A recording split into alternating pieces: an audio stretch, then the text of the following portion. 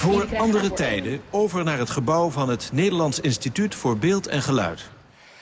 Vandaag is het nauwkeurig 60 jaar geleden dat Nederland de soevereiniteit over Indonesië overdroeg.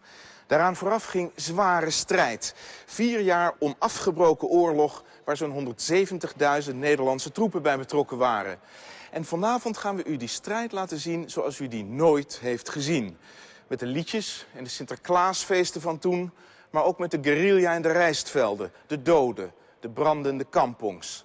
1945, 1949, in een schat aan onbekende en soms schokkende archiefbeelden. Een blik door Hollandse soldatenogen.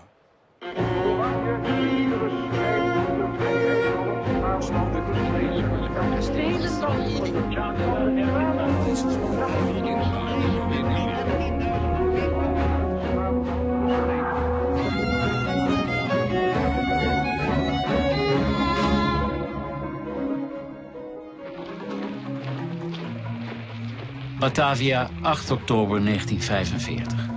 Mijn liefste Tilly, Marina, Freek en oma. De toestand is overal zeer onveilig. Ik loop steeds met geladen revolver en 's avonds komt er nog een geladen karabijn bij. De Jappen hebben veel wapens aan de nieuwe Republiek Indonesië geleverd. En er zal nog lange tijd een guerrilla, misschien ook wel een formele oorlog gestreden moeten worden. Een guerrilla, zelfs een oorlog. Goedenavond. Majoor Joop van Rijsingen keerde na de Tweede Wereldoorlog terug naar de kolonie en zag een veranderd land. De Japanners die het hadden bezet waren verslagen, maar Nederland kreeg het daarmee niet zomaar terug. Nationalisten riepen Republiek Indonesië uit en stonden klaar om daar ook voor te vechten. Nederland moest zijn gebied heroveren. Die heroveringsstrijd kreeg toentertijd de naam politionele acties. Een beetje vaag, alsof het om iets vrij beperkt ging, zoiets als een ME-actie. En dat beeld blijkt in ons nationaal geheugen taai. Wie realiseert zich dat er 170.000 Nederlandse manschappen bij betrokken waren? Wie denkt daar graag aan? Met de kennis achteraf dat het na 4 jaar allemaal voor niets was. Wie denkt graag aan ons land als een land dat kort na de bezetting door de Duitsers zelf een oorlog begon, uit alle macht? Het gekke is dat wij maar een heel schimmig beeld hebben van wat die 170.000 familieleden van ons allemaal hebben meegemaakt. En daaraan willen wij vanavond graag iets doen. We vroegen u een tijd geleden materiaal te sturen uit die weggemoffelde oorlog. En dat hebben we geweten.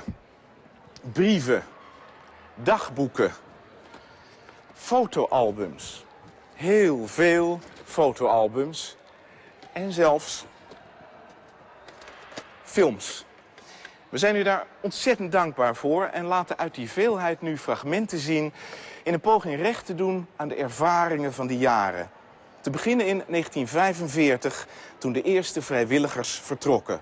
Met een eigen liedje.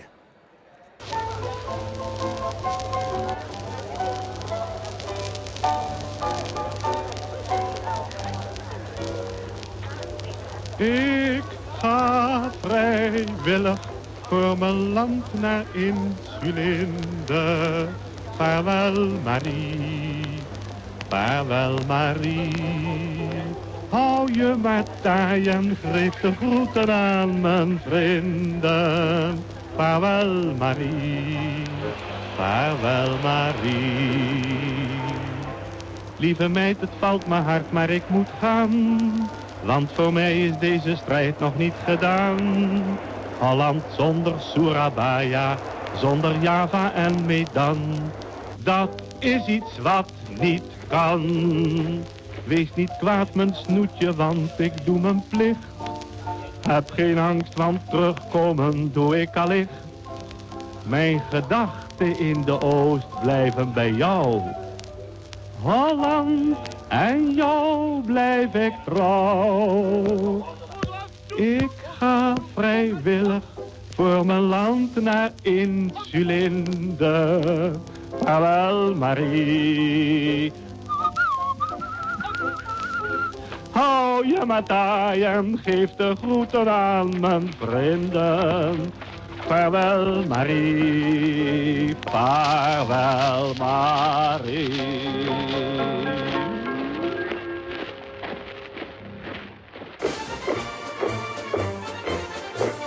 Oorlogsvrijwilligers, dienstplichtigen, beroepsmilitairen. Voor iedereen die na 1945 naar Indonesië wordt uitgezonden, is er een duidelijke opdracht. Recht en veiligheid brengen. Het woord oorlog is taboe. We zwabberen in een stormpje ergens op de Noordzee. Op een slingerend en dansend schip. Velen zijn zeeziek. Vooral in de ruimen van de jongens is het een bende. Er zijn de toiletten geen ogenblik ongebruikt. Ik heb het vertrek uitgebreid gefilmd. Een spannend tafereel was het toen de loods van boord ging. Het kleine motorbootje dobberde als de bekende notendop op en neer... en pas na vele mislukkingen kon deze man van gewicht overstappen.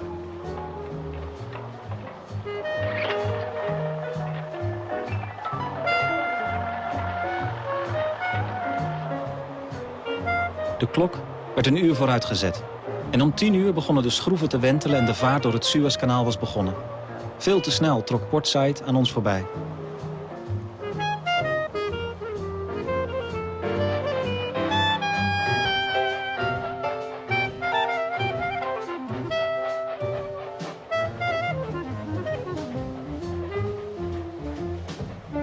We passeerden de Nederlandse schepen Ruis en Johan de Wit. En er was een geroep en gejuich over en weer. Nu voelden we pas wat het betekent in de vreemde iets van je eigen land te ontmoeten. En je voelde je onwillekeurig een beetje trots dat onze schepen toch overal te vinden zijn.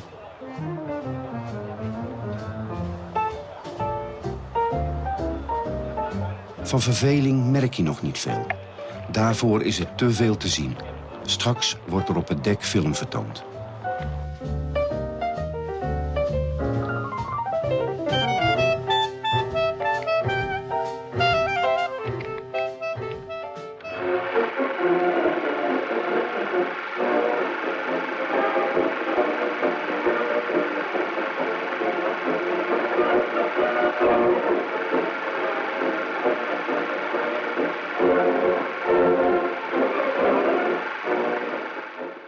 Zoals altijd zijn de belangrijkste wapenen, behalve uw geweer en geweermitrailleur, de geweergranaten, handgranaten, raketwerpers en vlammenwerpers.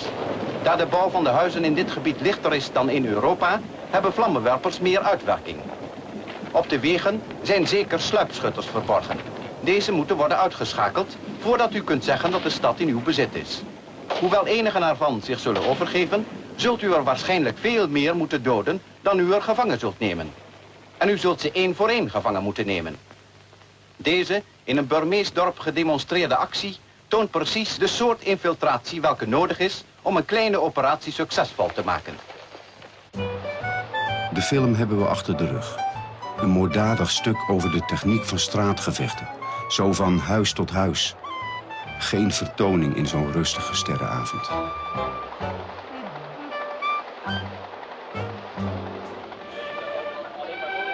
Beste Leen, zoals je ziet zitten we nu op Java en vlakbij Batavia, namelijk Meester Cornelis.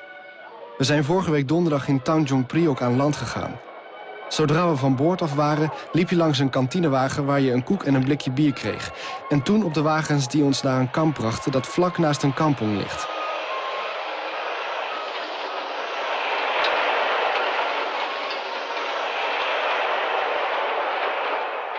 In de kampong kon je al direct bananen en klappers kopen en de jongens werden vies overvaagd en betaalden dan ook veel te veel. De rijst heb ik nog steeds niet geproefd. Maar dat kan ook haast niet, daar dit artikel ontzettend schaars en duur is. Daarom zie je dagelijks inlanders die langs de weg liggen te sterven van de honger. Een rot gezicht, hoor. En je kunt er al niet veel aan doen, want zelf krijgen we ook al niet te veel. En het meeste geef je nog weg aan inlanders. Dat is zo fijn, joh. Als je ziet hoe dankbaar ze zijn voor een beetje eten of een sigaret.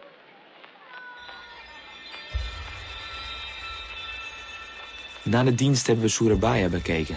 Hier in deze stad heeft de oorlog ontzettend gewoed. Prachtige gebouwen zijn zwaar beschadigd. De tram rijdt niet meer. Enkele winkels zijn nog open. Wat je ziet is militair. Burgers zijn er nog zeer weinig. De stad staat vol slagzinnen van extremisten. Onder andere Down with Nika and We Don't Want Foreign Domination.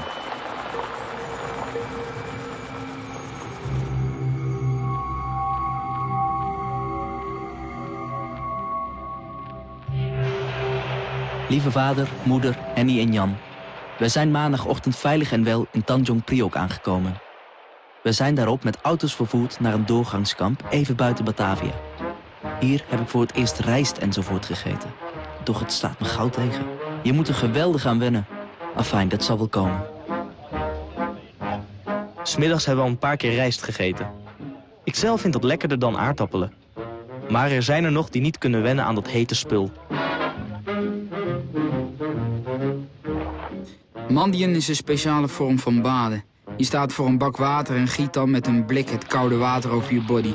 Jullie die zich 1 keer per week goed en helemaal wassen, komen ons nu voor als vetlappen. Wij doen dit namelijk 2 à 3 keer per dag. Maar ja, bij jullie ligt er sneeuw op de straten en hier staat de zon loodrecht boven ons.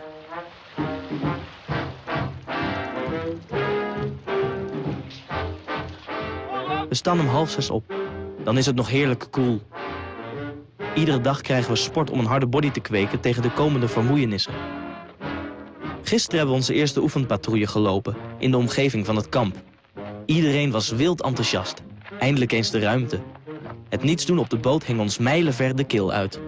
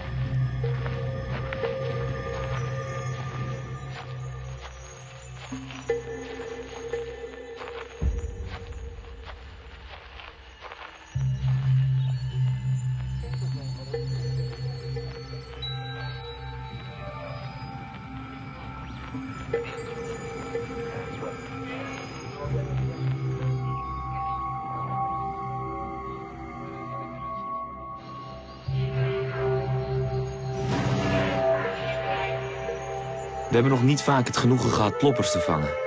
Maar gisteren wel. In totaal 8 gevangenen gemaakt. 'S Nachts zijn we om 3 uur uitgerukt. En 's middags om 12:30 waren we terug. En al die tijd hebben we gelopen. Het is een aardig tippeltje. Juist mijn hobby hoor. Want het lopen verzacht alle moeilijkheden doordat we steeds mooi terrein hebben en een prachtpanorama. Want het is fantastisch. Zo mooi het kan zijn als je aan de rand van een ravijn staat. En dan kijk je in de diepte waar je van huivert. Omdat je er doorheen moet. En daar zie je dan de Sawa's liggen. In al hun pracht en praal. Dan hoor je boven het zachte ruisen van de beekjes die er doorstromen.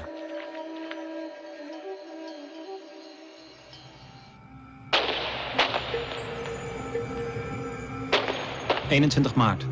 Mijn eerste vuurdoop ontvangen.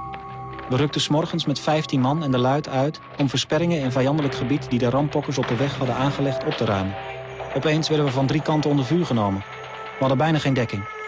De kogels suisden mijn hoofd voorbij. En ik heb mijn leven te danken aan het feit dat die schurken zo slecht schieten.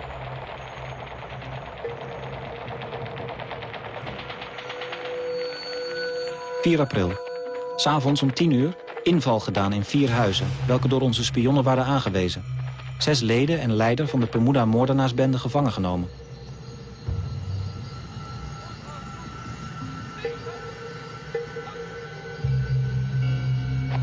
...5 april.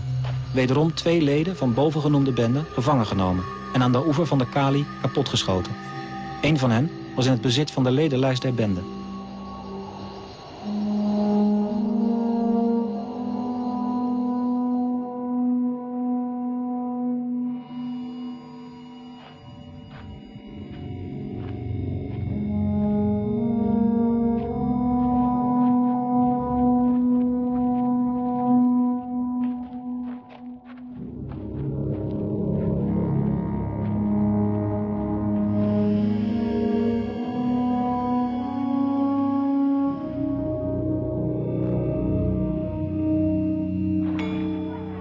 Het water voor onze keuken komt uit een bron in de buurt.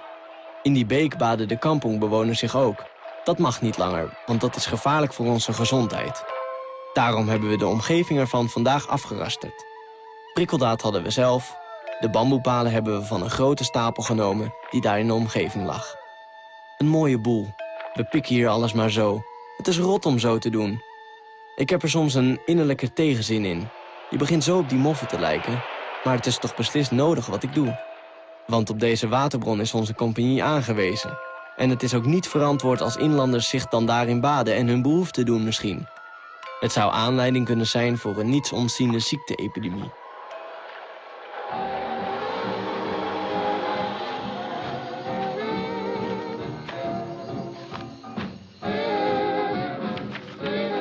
Het is vanavond precies 2 maanden geleden dat ik 's avonds in de kou afscheid van jullie nam. Wat lijkt dat lang geleden? En wat heb ik daar vaak aan teruggedacht? Ik moet er niet aan denken dat er nog maar zo'n klein stukje van mijn tijd voorbij is. Het is ook beter daar niet te veel aan te denken. Het maakt je me ongelukkig. Maar toch denk je er veel aan. Gelukkig schrijven jullie allemaal veel. En dat is een enorme troost voor mij. Het ontvangen van brieven zijn hoogtepunten die ver boven alles uitsteken.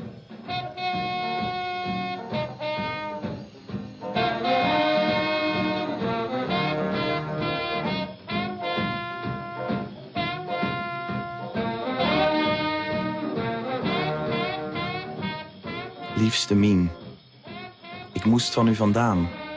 Ik moest voor maanden scheiden gaan. De vraag waarom, door ons gesteld, werd in het geheel niet meegeteld. Daarom stuur ik mijn beste kerst- en nieuwjaarswensen vanuit verre landen bij vreemde mensen. God schenkt u vreugde en kracht naar kruis. Over een tijdje brengt hij me weer bij u thuis. Uw steeds liefhebbende soldaat, Jan van de Sande. 1 januari. Bij het afhalen van onze nieuwjaarspost naar Emmahaven worden 2 chauffeurs door snipers achter hun stuur gedood. Begin 1947 zitten er al zo'n 60.000 militairen uit Nederland in Indonesië. Grootschalige gevechten zijn er niet. De regering onderhandelt met de Republiek Indonesië. In maart wordt er een overeenkomst getekend. Maar aan beide kanten ontbreekt de wil om dit zogeheten akkoord van Linggadjati daadwerkelijk uit te voeren.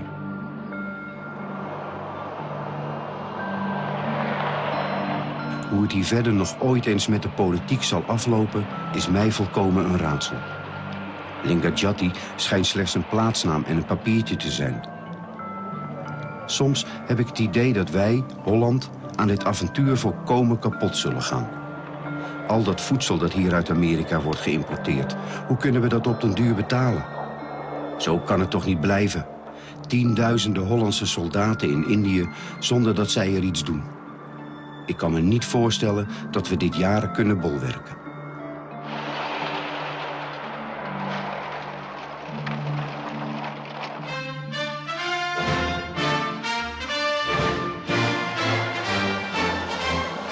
Machtsvertoon is goed. Alle ongure elementen uit de buurt weten nu dat er weer is gepatrouilleerd. En zullen zich rustiger houden dan zij waren. Het is nu eenmaal de mentaliteit van de inlander dat hij machtsvertoon wil zien.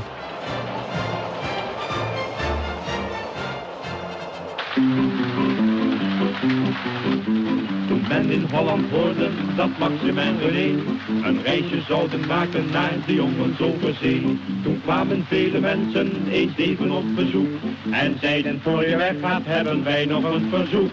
Zeg ze daar ginds over zee, in Holland is alles oké. Bij ons gaat het goed, bij ons gaat het fijn. Je hoeft daar ginds in Indië niet ongerust te zijn. Het is heus nog dik in orde met Annie, Greet en Mien. En als je weer in Holland komt, dan zul je het zelf zien. Ajoen, ajoen, ajoen, onder die hoge klapperboom. Ajoen, ajoen, terima kasih, Tuhan tidak kom.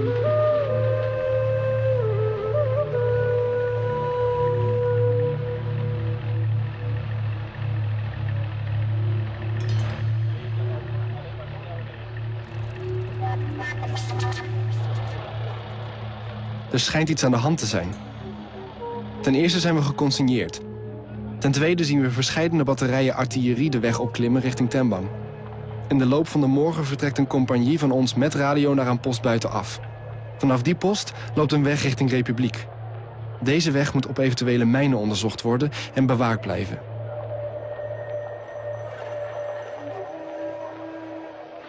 19 juli. Er is stilte voor de storm. Er hangt een dreiging in de lucht. Wat zal het worden? In de avond gaan we nog een filmpje zien.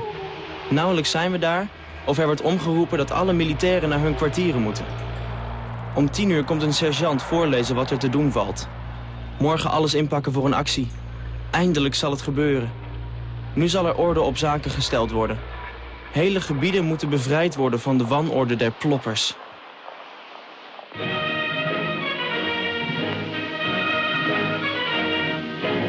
Het is 21 juli. In de vroege ochtenduren verschijnen Nederlandse oorlogsschepen en landingsvaartuigen voor de hoge kust van Oost-Java.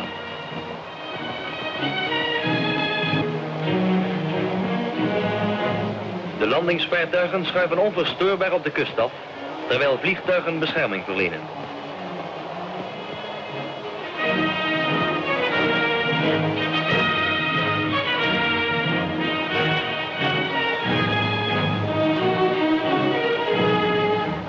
Mariniers te water.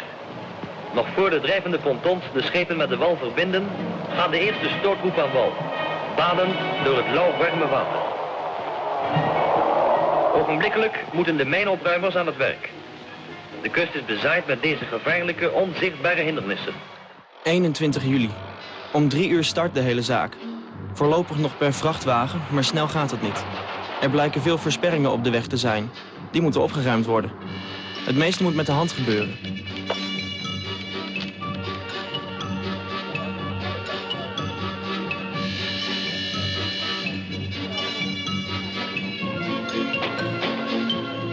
Voor we de demarcatiegrens overgaan, begint de artillerie te schieten. Daar zal de tegenstander wel van schrikken. Toch is er nog veel tegenstand, zodat de vliegtuigen er ook nog aan te pas moeten komen.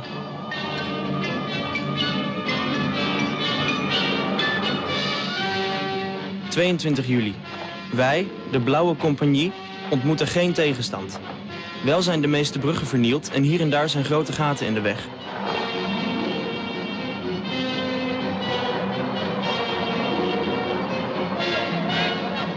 De genie heeft veel te doen en wij helpen daarbij zoveel mogelijk.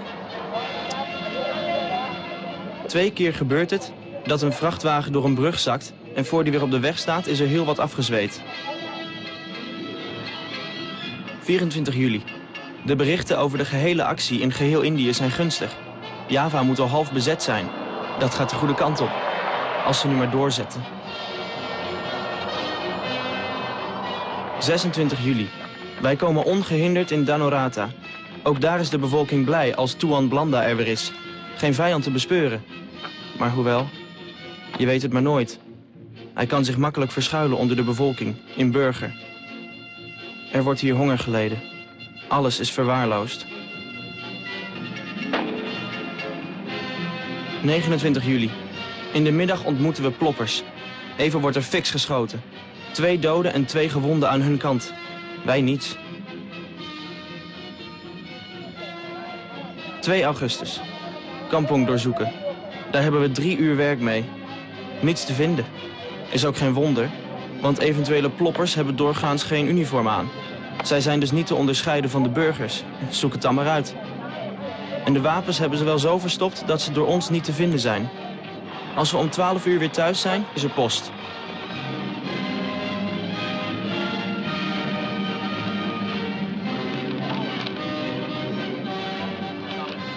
...5 augustus. We horen dat de actie gestaakt is. Amerika en Engeland en anderen hebben onze regering zo onder druk gezet... dat ze wel moesten stoppen. De stommerts. Hadden we nog een week gehad, dan was het gebeurd geweest met Sukarno en zijn aanhangers. Nu zijn wij de dupe, dat zullen we merken. Er wordt heel wat afgemopperd. We zijn de speelbal van de politiek.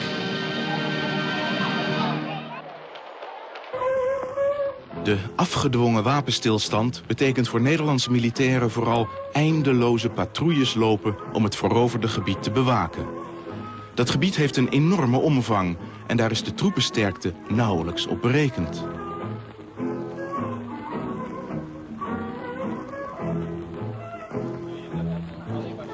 Tegen 12 uur kwamen de jongens aan.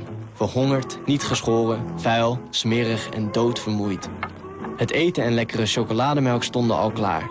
Zij hebben het wel verdiend, want 3 dagen door de bergen sjouwen met munitie, bewapening en bepakking valt niet mee. Ik vroeg ze direct of er gewonden waren.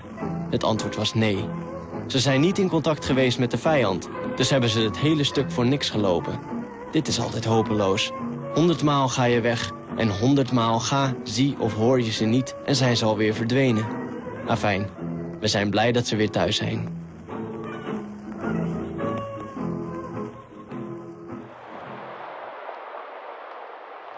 Een winkelstraat in een van de Nederlandse steden, waar een deel van het publiek zich voor de etalages interesseert, een ander deel rustig wandelt en een derde categorie zich haastig voortspoedt.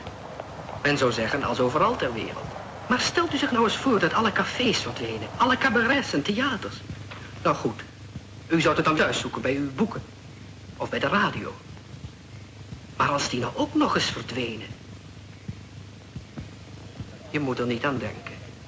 Maar denkt u nu wel eens aan die duizenden, die 10.000 Nederlandse soldaten in de tropen, die alles missen wat een thuis tot een thuis maakt. Moeder, we zitten hier heus niet stil. En begrijpen nu goed, de jongens verlangen niet naar het pappot.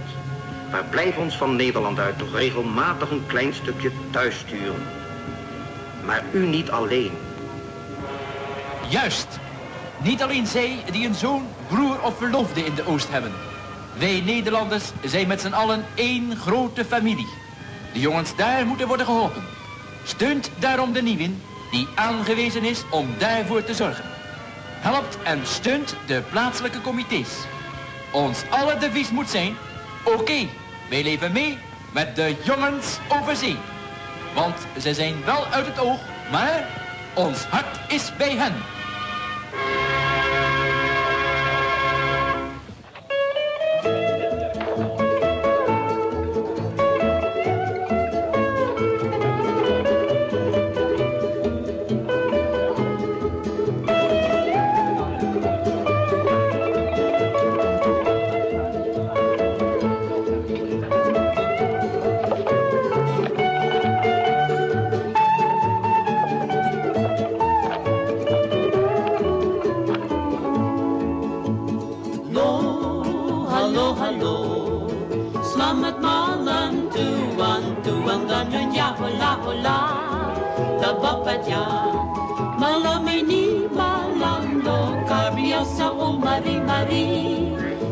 Semua berjanji serta bergembira untuk menghiburkan hati kami bersama.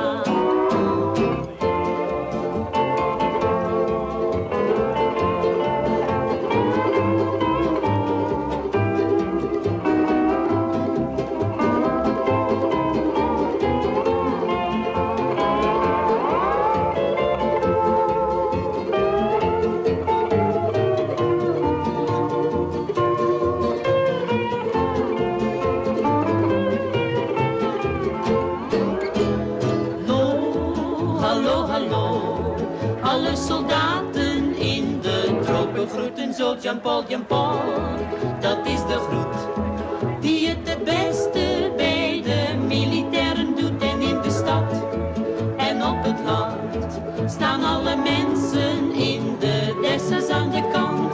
Duimen omhoog gericht met een lach op hun gezicht.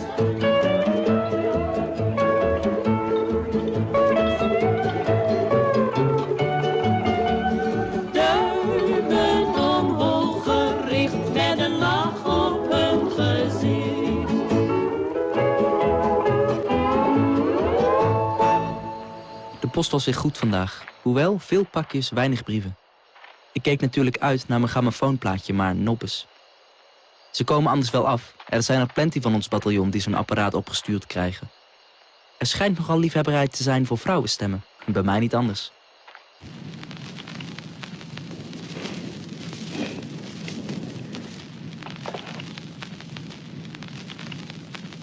Lieve jongen, hoe zou je dat vinden, dat je om mijn stem hoort? Ben je nog goed gezond? En ga je nog trouw naar de zondagmis? Nog een klein jaartje en je bent weer in ons midden. Zeg Karel, als je weer thuis komt, Dan zullen we maken dat we het nodig in huis hebben, dat begrijp je wel, hè? Een klein bruiloftje moet er wel van komen. Nou, Karel, hier is Jan, hoor. Herken je mijn stem nog? Dit is toch weer eens heel wat anders dan dat je een brief schrijft. Je kan makkelijker schrijven, want nu je voor het microfoontje staat, weet je toch niet zo gauw wat je zeggen moet. Natuurlijk heb ik wel een briefje opgemaakt, want ik wil toch niet zomaar in de ruimte staan te kletsen. De berichten uit Indië zijn, naar ik hoor, zijn weer eens hoopgevend. Als je bij gelegenheid nog eens een tijger of een olifant ziet, maak er ook eens een kiek van. Wat voor vogels zijn daar? En de apen schrijft er ook eens over. Nou Karel, het beste hoor, en tot ziens. Dag Karel. Dag. Het goeie hoor. Lang zal gelezen. De dag begon rustig. Vanmiddag een ongeluk bij het geweer schoonmaken. Er ging een schot af en 3 gewonden, waaronder 1 zeer ernstig. Dit was ons en mijn eerste geval van erge kogelverwonding. We hebben de huzaar per jeep doorgezonden naar het ziekenhuis. Verder is de dag rustig verlopen. Morgen is het oude jaar. In januari 1948 zijn er zo'n 80.000 militairen uit Nederland in Indonesië. Ze beheersen grote delen van de archipel. Maar recht en veiligheid brengen blijkt moeilijker dan gedacht. De Indonesische nationalisten voeren een guerrilla-oorlog die steeds meer levens kost.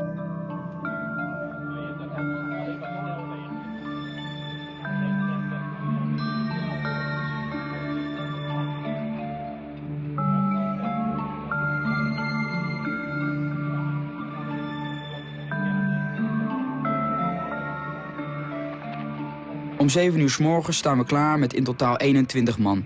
Inbegrepen de luitenant Thijs, de sergeant Roen en 3 man van de veldpolitie. We zullen door de Sawas op de kampong aantrekken, van waaruit eergisteren vuur is ontvangen. De bewapening bestaat uit 4 brandmitrailleurs, ieder met 9 x 28 patronen, 1 2-inch mortier met 8 à 10 granaten en de overige 16 man bewapend met geweer, karabijn of sten, per geweer circa 50 patronen. Het lopen door de drassige Sawas gaat moeilijk en alle zijn doodmoe. Plotseling hoor ik een gekreun en ik kijk naar links, waar de sergeant Roen in elkaar zakt. We wachten niet, al maar doorlopen. Later hoor ik dat sergeant de Haas nog bij hem is geweest en hem naar de kant van de weg heeft gerold. Hij was dwars door zijn hoofd geschoten.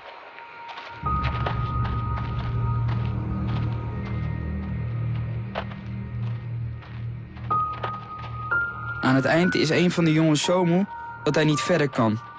Het is onmogelijk om hem mee te slepen, want ieder van ons kan nauwelijks op zijn eigen benen blijven staan. 2 jongens brengen hem een kamponghuisje binnen, in de hoop dat onze vijanden het niet zien, zodat we hem later kunnen ophalen. Het is 2:15 als we in het kampement terugkomen, waar natuurlijk opschudding heerst. Inmiddels is er al een patrouille vertrokken naar de plaats waar de laatste man is achtergelaten. Ze vinden hem niet. Wel nemen ze een paar knapen gevangen, die vertellen dat de bendeleden hem bewusteloos in het huisje aantroffen en hem in de kali hebben gegooid. Ook is een sterke patrouille met brandcarriers naar de plaatsen vertrokken waar luitenant Thijs en sergeant Roen zijn gedood. Maar van de daders geen spoor meer, evenmin als van de lijken. De aanval was goed opgezet.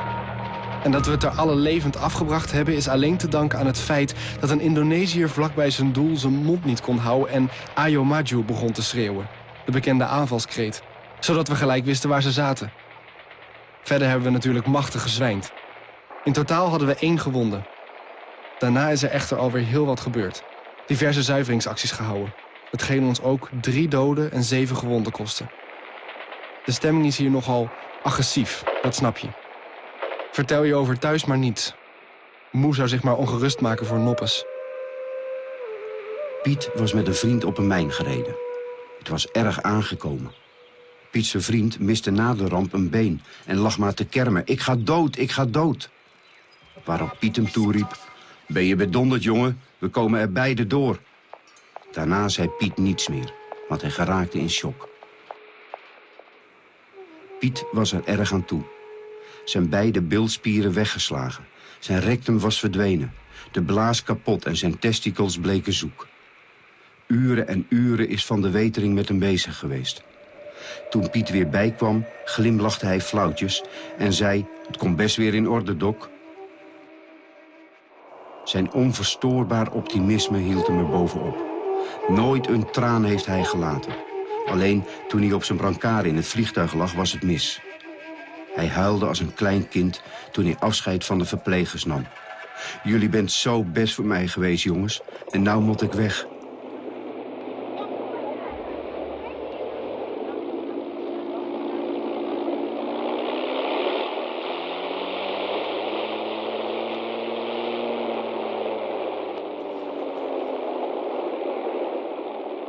Het was weer een prachttocht en ik heb genoten van het schitterend uitzicht. Rivieren, bergen, vulkanen, sawa's en bossen. Piet grinnikte alweer van oor tot oor. Hij is in Chimay afgezet, waar hij in een burgerkliniek verder wordt behandeld. Een wrak zal hij altijd blijven, maar zijn optimisme zal hem een hele steun zijn in zijn leven.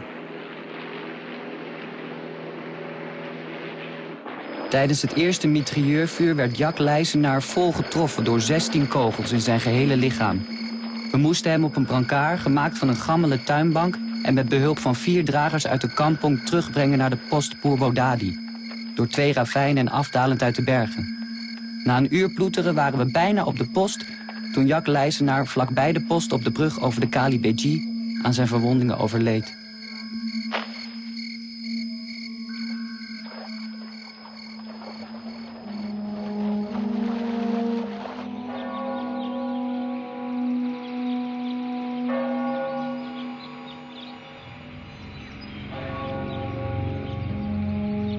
Pietje is dood. Fons is gewond. Vanmorgen om 10 uur is het gebeurd bij het opruimen van een versperring. Pietje, uit de Vondelstraat in het Roermondseveld. Ik heb hem vanmiddag om 3 uur begraven. Is het een wonder dat de jongens hier veranderen? Ze staan hier dagelijks niet alleen voor de dood, dat staat iedereen overal, maar voor een dode. Een even jonge vent als zijzelf. Die gisteren nog zijn meisje schreef en vanmorgen zijn sigaret weggooide en zijn geweer laadde. Er komt iets verbetends, iets hards in hun trekken.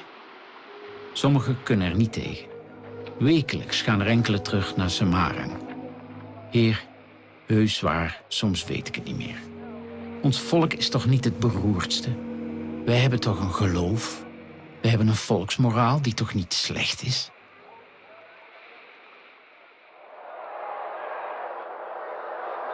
Je wordt wel een heel ander mens hier. Het is net alsof je dichter bij de natuur komt te staan. Toch is het leven er niet onplezieriger om. Alleen wat zullen deze knapen een last veroorzaken als ze weer in het kleinburgerlijke Hollandje terugkomen? Ik wil niet beweren dat ze in erge mate demoraliseren of verwilderen, maar ze worden veel onverschilliger. Jongen in Indië, hou je maar hard. Nou in het land van smaragd. Denk aan je oudje, je meisje op hal. Denk aan wat hier op je wacht. Jongen in Indië, hou je maar hard. Straks kom je immers naar huis. Dan wacht als je lief is, je op aan de boot. Jongen, dan ben je weer thuis. Liek er maar niet voor, ik sla maar door. Heus heb voor mij maar geen angst. Eén ding alleen moet me nog van mijn hart. Zorg dat je blijft wie je bent. Opdat bij het weerzien iedereen jou dadelijk de oude herkent. Jongen in Indië, hou je maar hard. Daar in het land van smaragd. Eerlijk gezegd kan ik mij soms niet voorstellen hoe het nog is en was toen ik wegging. En soms krijg ik een beklemmend gevoel dat het een tijd zal duren voordat ik weer gewend ben. Niet alleen in Kollam, maar heel Holland. Daar zullen trouwens alle jongens wel last van hebben, denk ik. We hebben hier een heel ander leven als dat men in Holland heeft als burgers zijnde. Dan wacht wat je lief is je op aan de boot. Jongen, dan ben je weer thuis.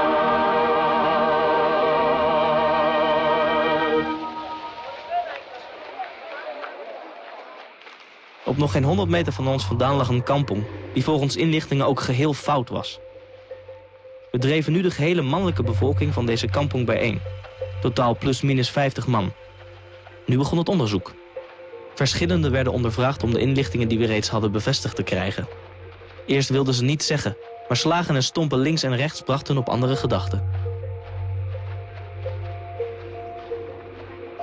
Het onaangename van de zaak is dat van Nederlandse zijde veel harder tegen de bevolking wordt opgetreden. Als er een weg met mijnen wordt gevonden, moet de kampongbevolking er overheen lopen net zolang tot de laatste mijn de lucht is ingegaan. Eigen schuld, dan moeten ze maar meewerken. Ik ben verontwaardigd. Ik ben woest. In het begin van deze week hadden zich 4 kerels gemeld bij onze post. Ze hadden soms onder bedreiging eten aan de tentaren verstrekt en dat kwamen ze zeggen. Onze postcommandant hield hen gevangen en ondervroeg hen geregeld. Dat was zo erg nog niet. Maar vanmorgen komt hij half garen uit de kerk thuis en stuurt hij 2 van de gevangenen naar huis toe. En de 2 anderen schiet hij dood. Beter gezegd, hij vermoordt ze. De misdaad van deze kerels was dat ze naar zijn zin niet genoeg verteld hadden. Wat een ondier. Ik kan in dit geval weinig doen, want onze majoor is precies eender. Het is een stelletje schorm op dat gebied hier. Ik ben alsmaar met mijn gedachten bij de Indonesische vrijheidsstrijd, waar ik steeds meer een bewonderaar van word. En ik vraag me steeds af of ik ook niet de consequenties eruit moet trekken en aan die strijd gaan deelnemen, in plaats van ze nu tegenwerken. In mijn gedachten ga ik al na hoe of ik over zou kunnen lopen. Ik voorzie wel moeilijkheden en narigheid. Mijn spullen, het gevaar, moeder en thuis vast veel verdriet.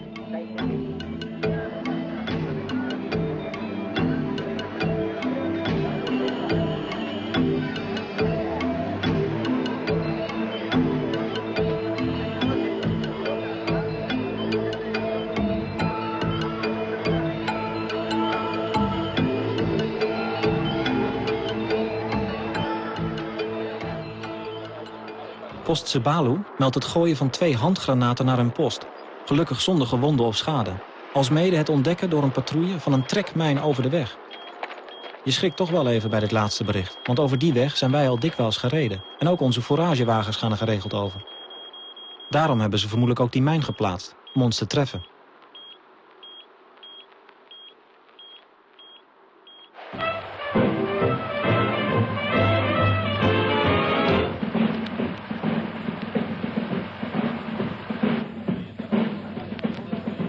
Verkade stuurde bericht dat voor Sint-Nicolaas, Speculaas en Taitai gestuurd zou worden. Het bericht werd met gejuich ontvangen. Nu kunnen we 5 december vieren met echte Hollandse lekkernijen en in de zo eigen sfeer.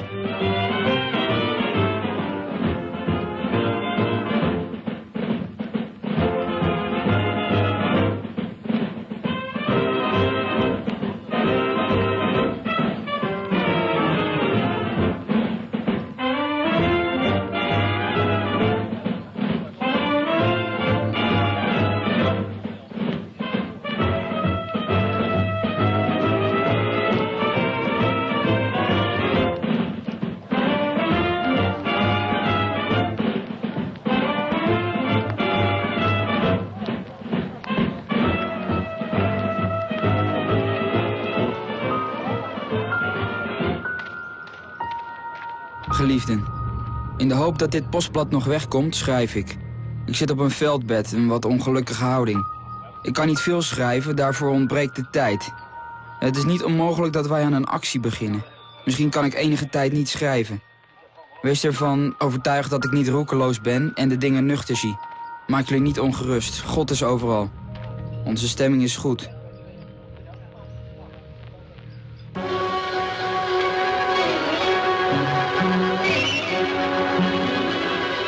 Dit zijn de eerste opnamen betreffende de militaire actie in Indonesië, genomen op het vliegveld van Semarang.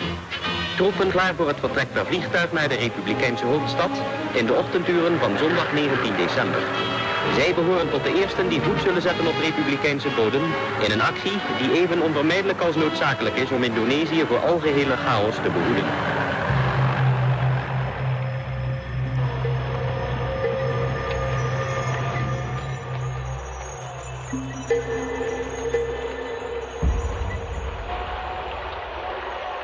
We waren allemaal doodop. Ik kon bijna niet meer op mijn benen staan. En hoewel we waakzaam moesten zijn, vielen mijn ogen steeds maar weer dicht. De weg werd gevaarlijker, want de tegenstand werd erger. Bij Kutoarjo, waar we nu zijn, was het vuur hevig en werkelijk nacht op nacht kregen we aanvallen te verduren. Het was ellendig. En we gingen er stuk voor stuk kapot aan. Gelukkig kwam er versterking. Maar de nodige slachtoffers waren gemaakt. 17 doden heeft ons bataljon sinds de actie. En stuk voor stuk kende ik ze. Naar jou kan ik dit wel schrijven. Naar Annie of naar huis kan ik dit niet. Werkelijk, Henk, we hebben een beroerde rotheid achter de rug. Geen minuut van de dag was je zeker van je leven. De zich in de volgende 3 ton ernaast de bestuurder bevindende sergeant Gademan werd door een bomscherf getroffen en dodelijk gewond. Nadat de vijand verdreven en de orde weer enigszins hersteld was, werden de gewonden verbonden en op een auto gelegd. Ik ging het verbandkistje uit de wagen halen en toen zag ik pas dat ook Rijn gewond was. Maar er was niet veel aan te doen. Rijn was zwaar gewond. Ook heeft Rijn nog een paar woordjes gezegd tegen mij. Mies, help mij. Ik heb ook gedaan wat ik kon. Onder het verbinden kregen we nog vuur, maar dat duurde gelukkig niet lang. Het was voor mij een zware dag geweest en 's nachts kon ik niet slapen. Steeds gingen mijn gedachten naar Rijn terug. Ik kon niet geloven dat hij dood was en nooit meer terug zou komen.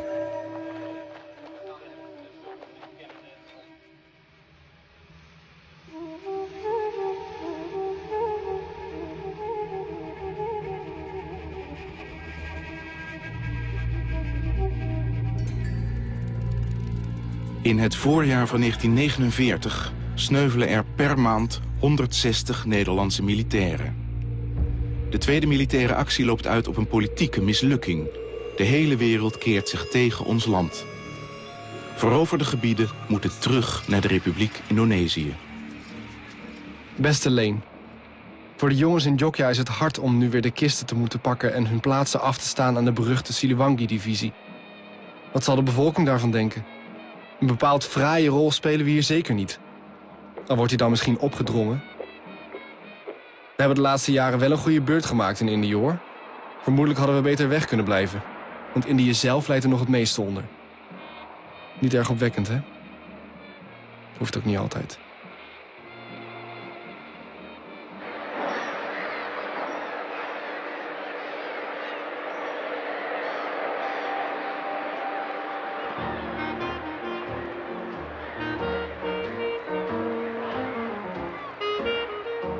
Optimisten, dat waren we. Een zware tijd met veel dienst, weinig slaap en vaak grote verliezen. We vragen ons af waarom dit alles nodig is geweest. Vlak na Kerstmis, op 27 december, wordt de soevereiniteit aan de Republiek Indonesië overgedragen. En dan hebben we hier niets meer te zeggen. Duizenden van onze makkers liggen nu voor eeuwig in dit land als slachtoffer van de grote politiek. Het zijn bepaald geen kerstgedachten die nu door mijn hoofd spelen. God geven dat hun offer niet helemaal voor niets is geweest.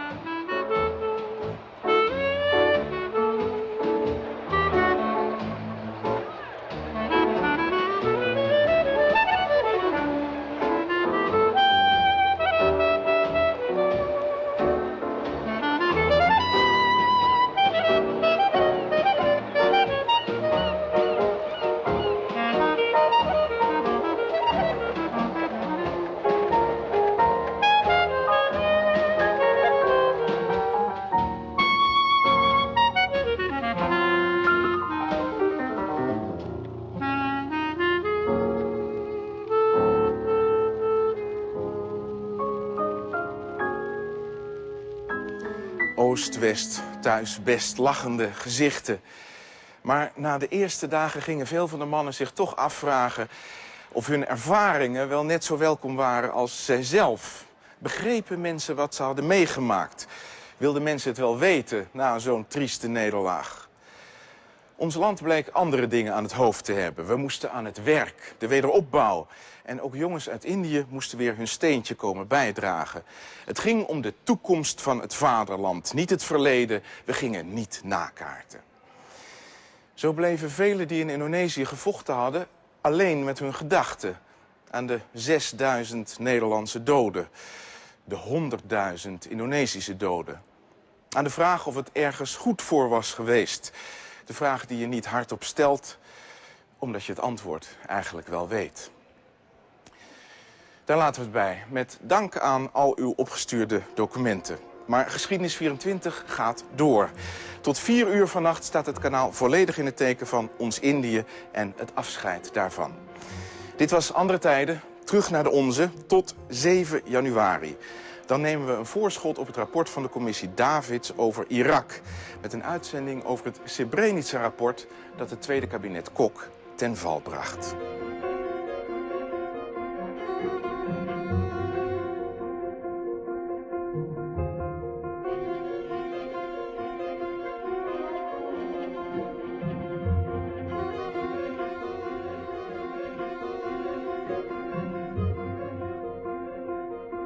Mag ik het onparlementair formuleren?